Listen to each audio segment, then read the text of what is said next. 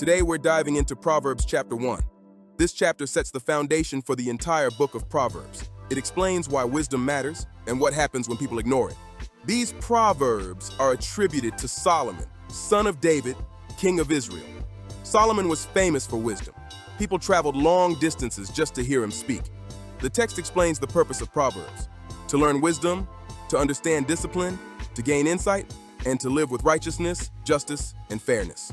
In other words, this book is a guide for living well. Then we reach one of the most important lines in the entire chapter. Pause. The fear of the Lord is the beginning of knowledge. Here, the word fear does not mean terror. It means reverence, respect, acknowledging the greatness of God. When someone begins life with humility toward God, wisdom can grow. But the verse continues with a warning. Fools despise wisdom and instruction. Some people refuse correction, they reject guidance, and they often learn through painful consequences. Now, Solomon shifts his tone. He speaks like a father giving advice to his son. He says, "My son, listen to your father's instruction. Do not forsake your mother's teaching. That guidance is like a crown on your head and a chain around your neck." In other words, wisdom from parents is valuable. It protects you.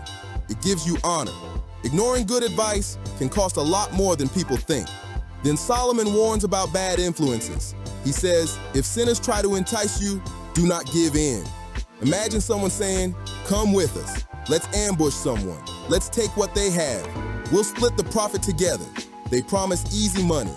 But Solomon says, don't walk that road, because people who chase violence and greed eventually trap themselves. The text says they lie in wait for their own blood. That means the trap they set for others becomes their own downfall. History proves that lesson again and again. The final section of the chapter becomes poetic.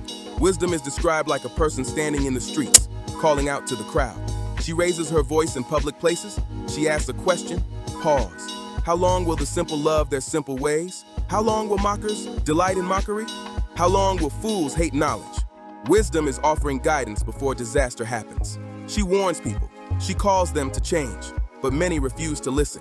They ignore correction, they reject instruction, and when trouble eventually comes, they suddenly begin looking for help. But wisdom reminds them, you ignore my advice, you refuse my correction, choices have consequences.